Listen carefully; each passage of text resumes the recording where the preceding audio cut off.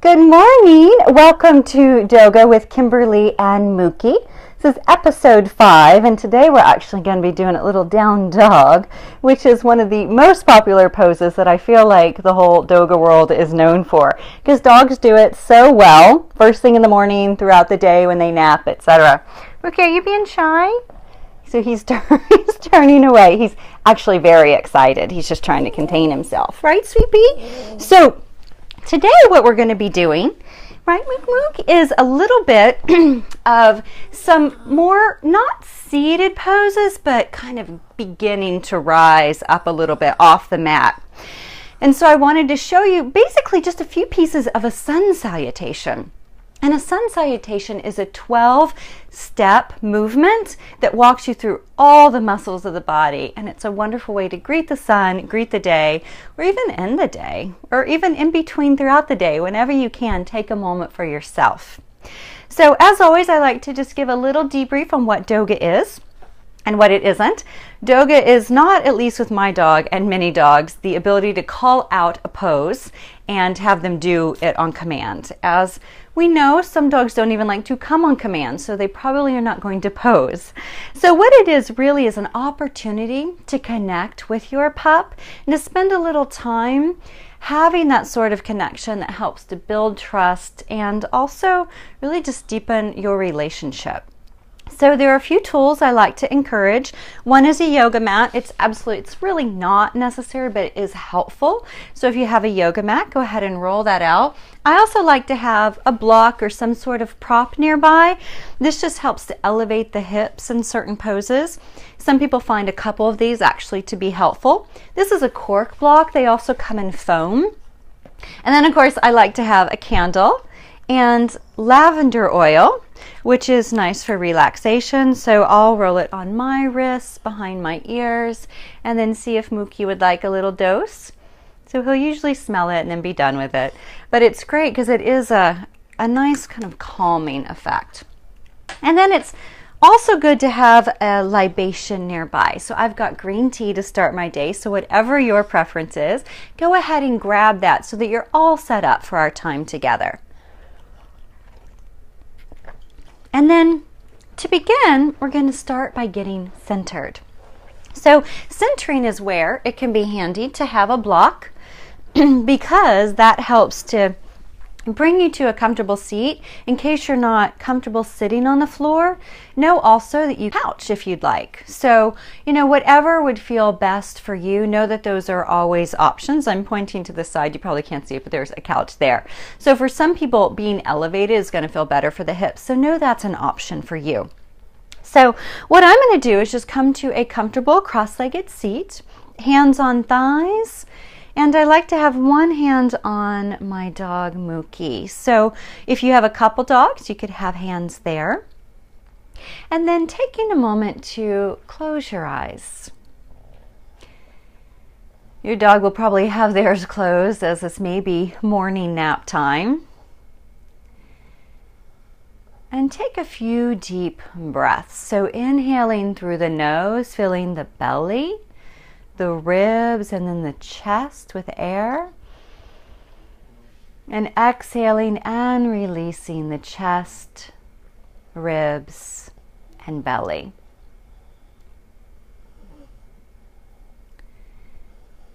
And taking a moment here to create an intention for your practice today. What is it you'd like to gain? What is it you'd like to let go of? Or if it resonates, maybe even honoring someone through the effort you put forth in your practice. That could be one of your beloved four-legged friends. It could be someone in your life you know is suffering at the moment. So bringing someone to mind and letting the fruits of your practice benefit them.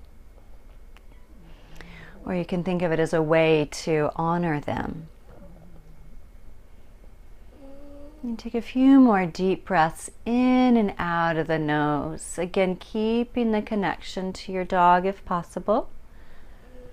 So I'm just massaging his upper arms down towards the pads of his hands, his paws. And then around his neck. And take a big inhale through your nose. Exhale through the mouth. And let the eyes flutter open. Great, so again, welcome back to Doga. So to begin, I'm going to lure Mookie in. Last time he was grooming himself throughout the entire practice. Today he's clearly decided it is nap time, right? Because we just got back from a walk a little bit ago. I'm just going to slide him right on in. And then I'm going to come again to a seated position. What I've got though is my feet together, soles of the feet together, knees open. And then hands on knees. So I'm just going to have one hand on my knee so that I can have one hand on him. Going to move the torso into a circle. And if it feels better for you, you can do this cross-legged. You can actually, again, do this in a chair. This is a great one to do during the office days. So sitting in your chair. And then just moving the torso in a circle. Again, staying connected. So his eyes are open. He's still somewhat with me. And then moving the torso in a circle. So what you're doing here is you're getting a forward fold, a side bend, a twist, and a back bend. So lots going on, even though it's like I'm just swirling. So noticing the sensations in the body. As you move, and you may find like, this feels a little tight or this feels a little snug. Breathing into that as you move. And the breath is in and out of the nose. Unless, of course, you're having a lot of allergies or have a summer cold or congested, then, of course, breathe in any way you can. And then we're going to move the circle in the opposite direction. So now I'm going to move my massaging down towards his lower body into his legs and right above the tail, which as you see, it's like superpower. Always gets him engaged. And then again, moving slowly. And if it helps, just kind of pausing in an area that feels good, just to kind of work into the space right above the hips. And then come back to the center. So just noticing what we've done here is basically this is a back bend, or this is a forward fold. This is a back bend. This is a side, and a twist, twist. So as you're doing this movement, you're kind of getting all those movements, which are called the 6 movements of the spine on, which is really nice for you. And again, this allows you to have a little bit of connection time with your pup. So from here, we're going to transition into table pose. All right, Mookie. So for table pose, you're going to come up and over onto hands and knees. Now, if he was feeling, oh, do you want to come over here? Participatory. He would come here and lie down. Do you want to lie down? Yes. And it is funny how dogs and cats and kids, they just seem to be really drawn to the yoga mat, not recognizing that this is your practice.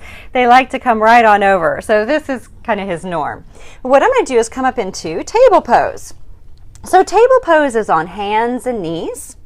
And then again here, can stay connected to him. He may rest or wonder what in the world I'm doing. And then you're going to exhale, curve the spine like a Halloween cat, and drop the chin into the chest. And then inhale, drop the heart center, and lift the gaze. And then again, exhale and curve. And then inhale and lift. And a couple more on your own. Exhale, curve. And inhale, drop through the heart. Nice, and then come back to a neutral spine. So as you see, that's just a little bit more movement of the spine, undulating the spine. And then we're going to step forward with the left foot. So you got to work around your dog. So you may have a much larger dog. You have to do some working around. We're going to come into a lunge with the back knee dropped. So I like to have a little cushion underneath my back knee. So I'm going to double fold my mat lengthwise so I don't have to do a lot of rearranging. Just bring it right on over.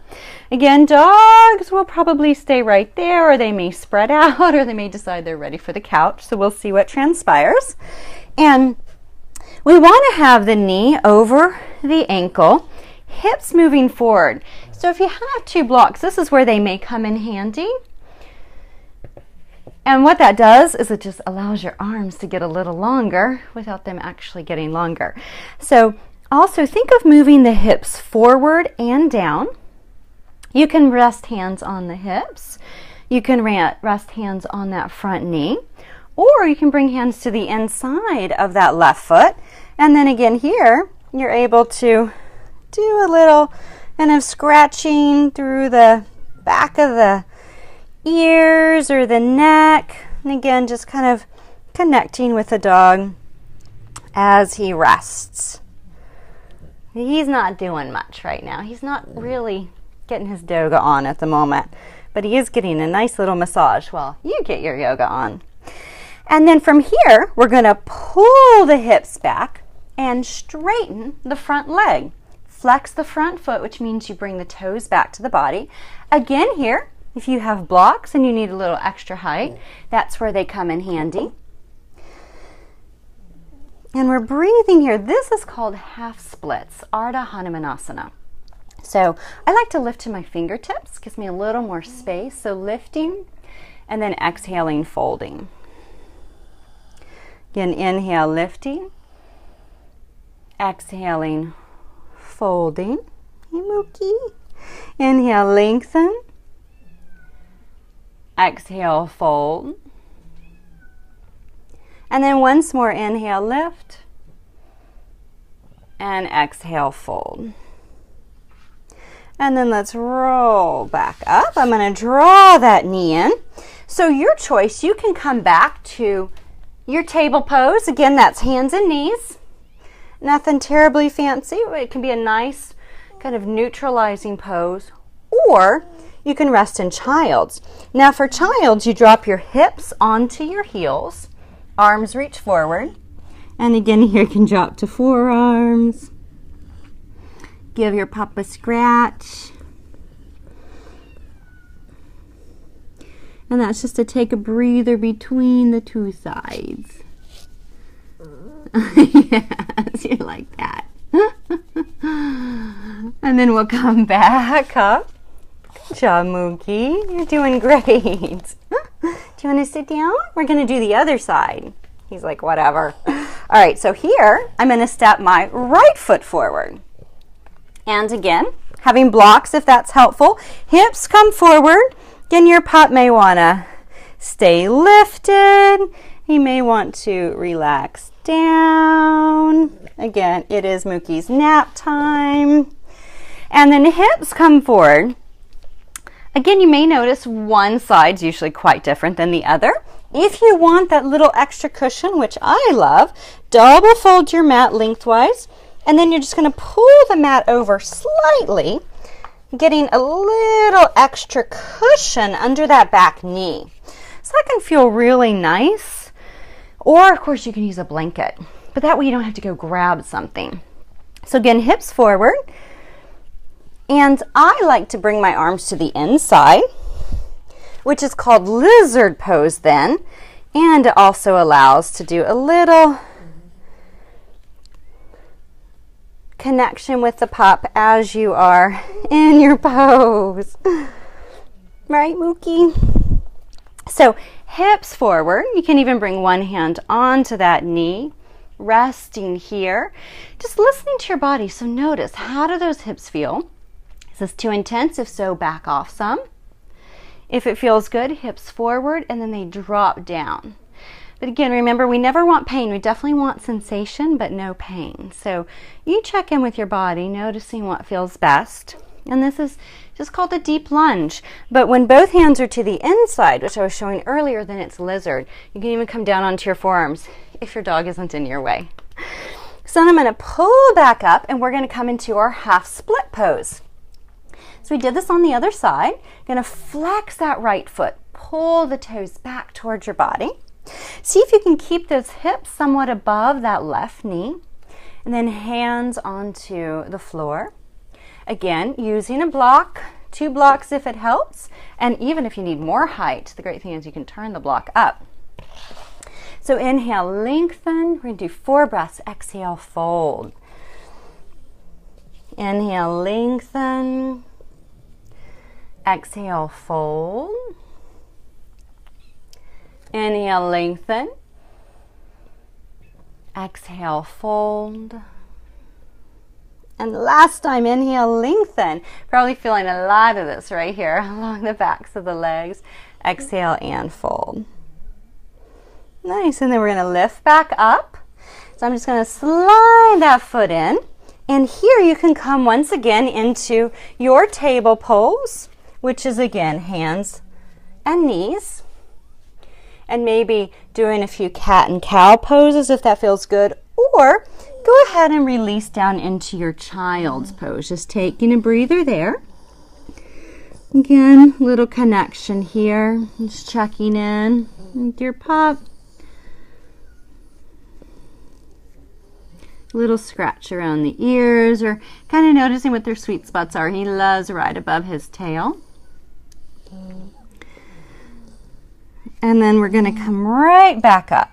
So I'm going to come up and sit on my heels before we take our finale pose, which is down dog. So many of you probably know down dog. You've probably seen it in many advertisements, or at least heard of it, and you've definitely seen your dog do it. Downward facing dog is like the pose that is, I think, probably one of the most known yoga poses. Now, Mookie never does it on command. Like I said, he barely comes on command. However, he can rest while I get my down dog on. All right, so for down dog, you're going to come into table pose, just as we did earlier. So it's a pose you know and hopefully love, maybe tolerate. And then, so, hi, Mookie, yes. And so I'm going to bring hands under shoulders, bring my knees a couple of inches behind my hips, spread fingers wide, curl the toes under, and pull those hips up and back. And here we are, downward facing dog. So it's basically an inverted V.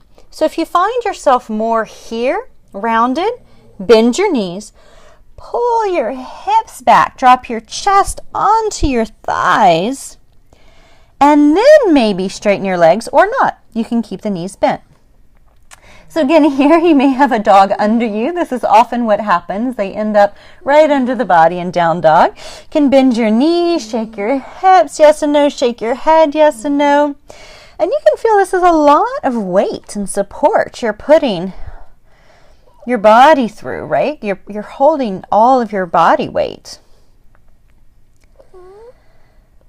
Deep breath. And then as you need to, go ahead and rest in your table pose. You can also rest in your child's pose.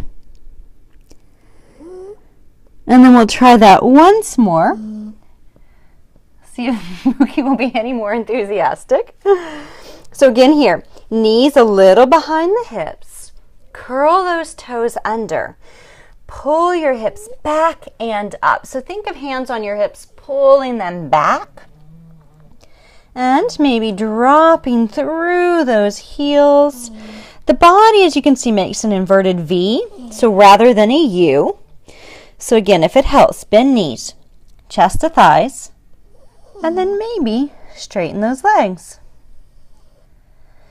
Breathing here, checking in with your pup. Mine's in nap time.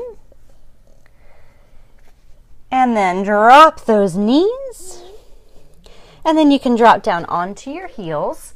I'm going to use a block and place a block right between my heels for my hips. And then scooch in a little bit closer to my pup. And bring hands wherever I can reach him. See if I can draw him in some. Hey, Mookie. He's like, I am so tired. This Doga stuff is exhausting. Right? So I'm just going to scoot in a little bit closer. So for our final pose, which is really just a way to reconnect, kind of ground the energy, because you did a deep lunge, you did half splits, you did, of course, the body swirls, and you did down dog, which to me is like, it's not considered the king pose, but it's one of those that you can really feel the heart rate go up. It's considered an inversion too because your heart is above your head in that pose. So it's considered really good for the body too to kind of shake things up. So now we're going to come to a comfortable seat, whatever that is for you. And I'm just going to draw him in a little closer. And then sitting up nice and tall. And again, if you'd like, you can close your eyes, or you can keep the gaze down and soft, or if your pup will look at you and isn't napping, maybe looking at your pup. And I like to bring hand kind of towards his heart center, and maybe one hand onto mine. And just taking a few deep breaths. Inhale through the nose, and exhale through the nose. Let's take 2 more together. Inhale through the nose. Exhale through the nose. And last time, inhale. Hold the breath. And exhale. So allowing yourself the opportunity to kind of return to your day. You've taken 20 minutes to spend time with your pup, to spend time with your body, to spend time with your breath. And so from here, it's important, you may notice that you find hair all over yourself as I'm pulling it out of my mouth. You may find that it can take a little bit to transition, right? Because you've just had this grounding experience. And so as you need to, sometimes it'd be nice to rest, come into a Shavasana, which we worked with in last week's session, just relaxing on your back or on your side and keeping the connection to your dog. So rather than getting up and going to make coffee or going to make lunch or continuing on with your day, allow yourself the opportunity to just ground a little bit, keep the connection going with your pup, and then slowly transition back into your day. So thank you so much for being here with me with Woof Driver. Also, I'm going to have all these videos available so that you can go through each of the practices at kimberlywilson.com/doga. So feel free to find all the videos and more on Woof Driver. Plus, if you want the videos of me and Mookie, kimberlywilson.com/doga, D-O-G-A. Thank you so much for being here with us, and we will see you next Tuesday at 10 a.m. Eastern Time. Namaste.